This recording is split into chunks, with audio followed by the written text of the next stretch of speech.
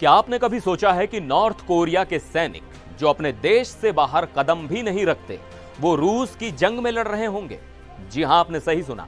Kim Jong Un ने अपने उन सैनिकों को हीरो बताया है जो यूक्रेन की धरती पर रूस के लिए लड़ रहे थे।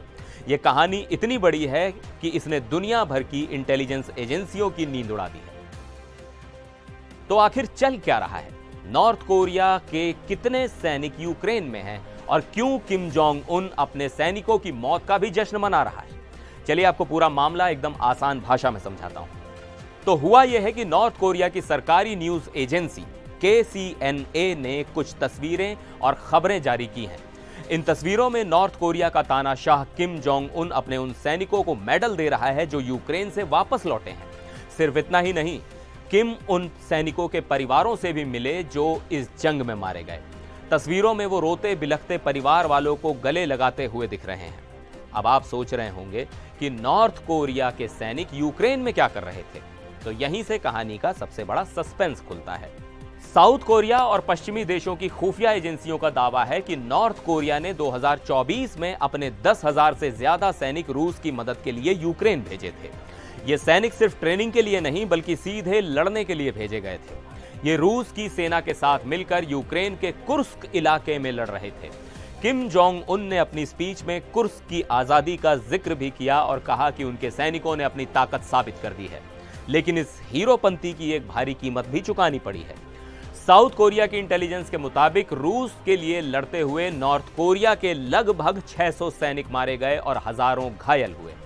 इन्हीं मारे गए सैनिकों के परिवारों से किम जोंग उन मिल रहे थे और एक बड़ा कार्यक्रम आयोजित किया गया था जिसमें कॉन्सर्ट और डिनर भी शामिल था। किम ने यह दिखाने की कोशिश की कि देश अपने हीरो को नहीं भूलेगा। अब सवाल यह उठता है कि नॉर्थ कोरिया ऐसा कर क्यों रहा है और रूस को इसकी क्या जरूरत पड़ गई? तो देखिए, इसके 3 बड़े कारण हैं। पहला, रूस और नॉर्थ कोरिया की गहरी दोस्ती। पिछले कुछ सालों में रूस और नॉर्थ कोरिया बहुत करीब आ गए हैं। पुतिन खुद नॉर्थ कोरिया गए थे और दोनों देशों ने एक आपसी रक्षा संधि पर साइन किया है। इसका मतलब है कि किसी एक पर हमला हुआ तो दूसरा मदद के लिए आएगा। यह दोस्ती अब युद्ध के मैदान में भी दिख रही है। दूसरा, रूस को सैनिकों की जरूरत। यूक्रेन युद्ध लंबा खिंच गया है और रूस को हथियारों के साथ साथ सैनिकों की भी जरूरत है। नॉर्थ कोरिया की सेना बहुत बड़ी और अनुशासित मानी जाती है, तो रूस को सस्ते और लड़ने के लिए तैयार सैनिक मिल गए। तीसरा, नॉर्थ कोरिया का फायदा। नॉर्थ कोरिया को इसके बदले में रूस से पैसा, टेक्नोलॉजी और हथियार मिल रहे हैं, खासकर वो मिसाइल और न्यूक्लियर टेक्नोलॉजी जिस पर अमेरिका ने बैन लगाया हुआ है।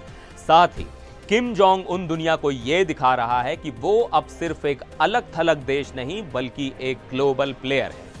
तो एक तरफ अमेरिका के राष्ट्रपति डोनाल्ड ट्रंप रूस और यूक्रेन के बीच शांति वार्ता की नाकाम कोशिशें कर रहे हैं, तो वहीं दूसरी तरफ पुतिन अपने नए दोस्त किम जोंग उन के सैनिकों के साथ मिलकर यूक्रेन पर हमले तेज कर रहे हैं।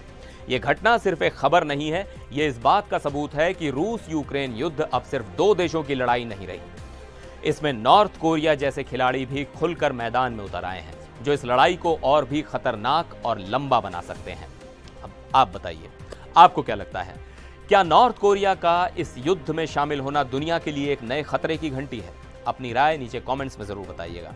फिर मिलेंगे एक और वीडियो में, तब तक के लिए नमस्कार।